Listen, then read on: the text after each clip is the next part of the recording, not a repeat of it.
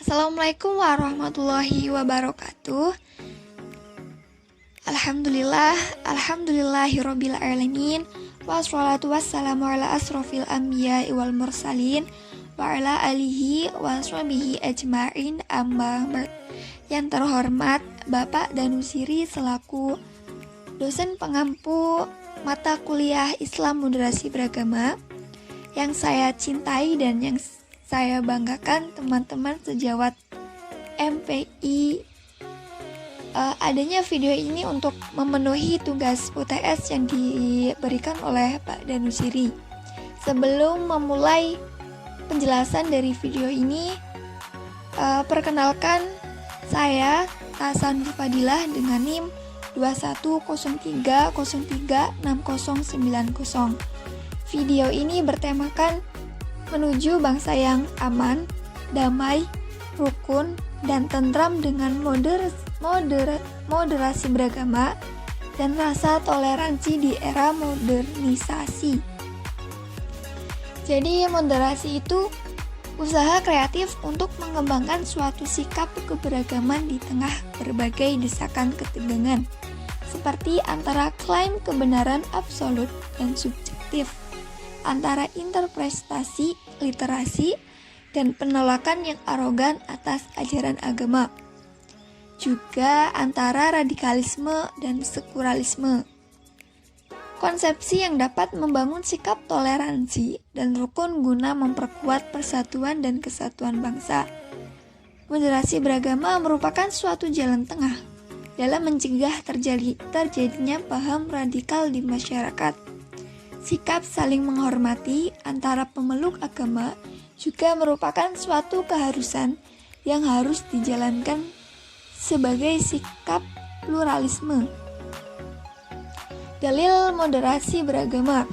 Allah Subhanahu wa Ta'ala telah berfirman dalam Al-Quran surat Al-Baqarah ayat 143 yang artinya, "Dan demikian pula kami telah menjadikan kamu umat Islam, umat pertengahan, agar kamu menjadi saksi atas perbuatan manusia dan agar Rasul Muhammad menjadi saksi atas perbuatan kamu.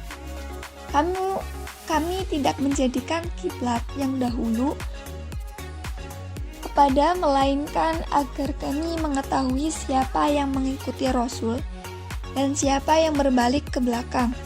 Sungguh, pemindahan kiblat itu sangat berat, kecuali bagi orang yang telah diberikan petunjuk oleh Allah. Dan Allah tidak akan menyia-nyiakan imanmu. Sungguh, Allah Maha Pengasih, Maha Penyayang kepada manusia." Maksud dari surat Al-Baqarah ayat 143. Surat Al-Baqarah ayat 143 ini menjelaskan bahwa pentingnya menjadi teladan umat Muhammad sebagai sosok muslim yang beriman, berbuat baik, adil, dan moderat dalam bertindak. Arti dari moderat itu sendiri adalah sikap imbang antara ekstrim dan liberal. Sikap moderat menjadi salah satu karakter pemeluk agama Islam. Jika ada yang mengaku moderat, namun berbuat kasar dalam beragama, maka dipastikan itu bukan ajaran agama, tetapi perilakunya yang mengatasnamakan agama. Dijelaskan pada tafsir Al-Misbah karya Quraisy Shihab.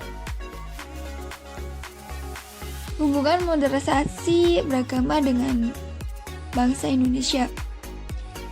Seperti yang kita ketahui, Indonesia merupakan negara yang mempunyai banyak keberagaman.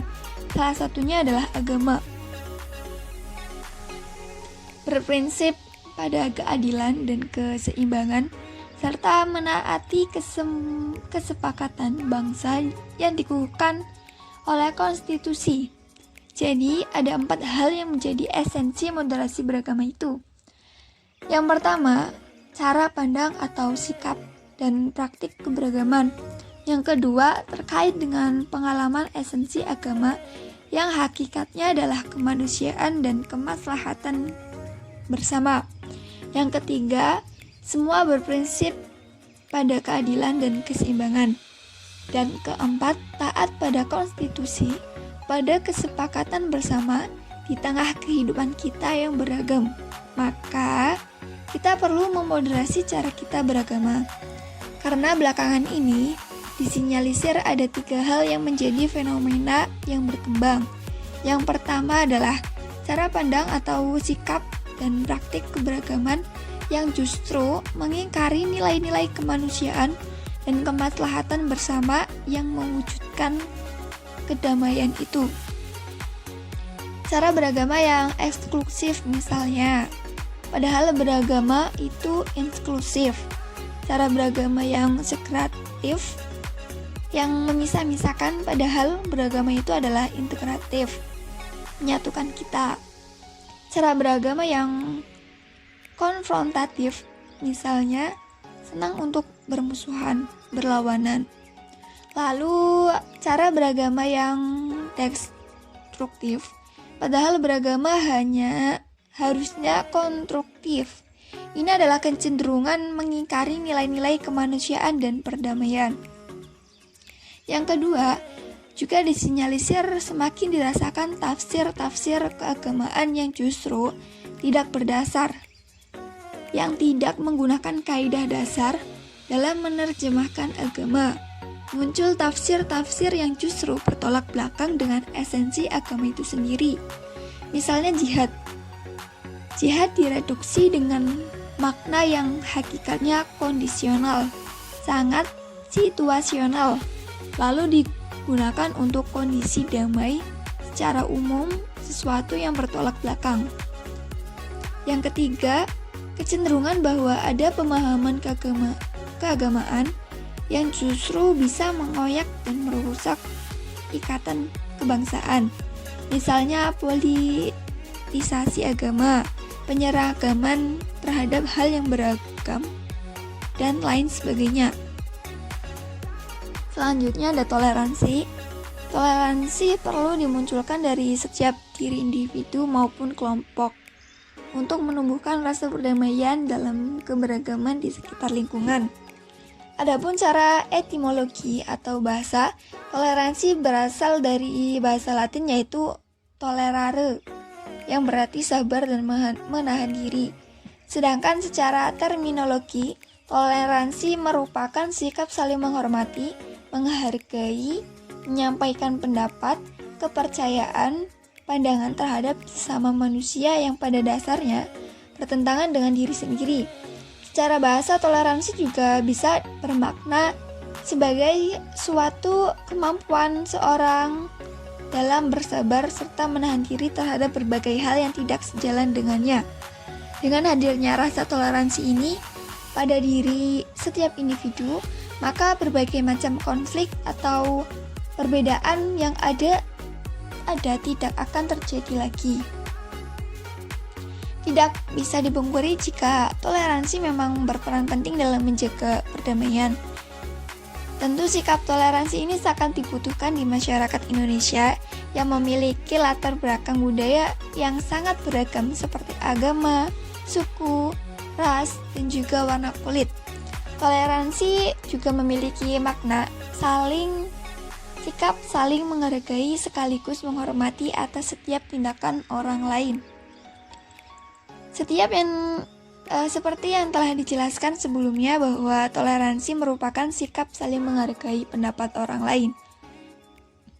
Dalam agama Islam itu sendiri, toleransi disebut dengan tasamuh.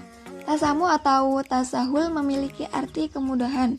Dengan demikian, dapat diartikan bahwa agama Islam memberikan kemudahan bagi siapapun untuk menjalankan apa yang telah diyakini sesuai dengan ajaran masing-masing tanpa adanya tekanan atau tidak merusak kepercayaan yang telah dijalani orang lain.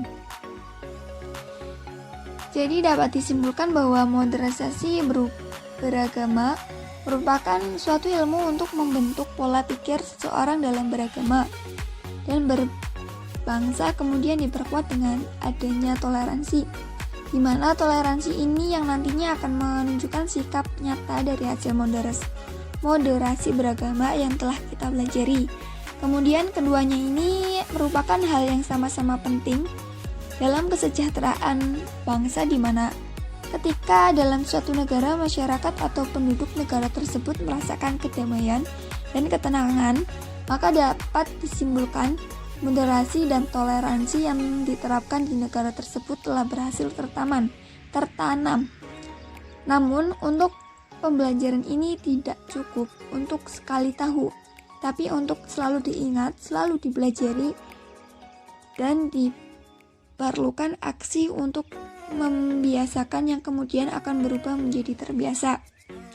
Sekiranya cukup atau sekian yang dapat saya sampaikan, kurang lebihnya mohon maaf. Wassalamualaikum warahmatullahi wabarakatuh.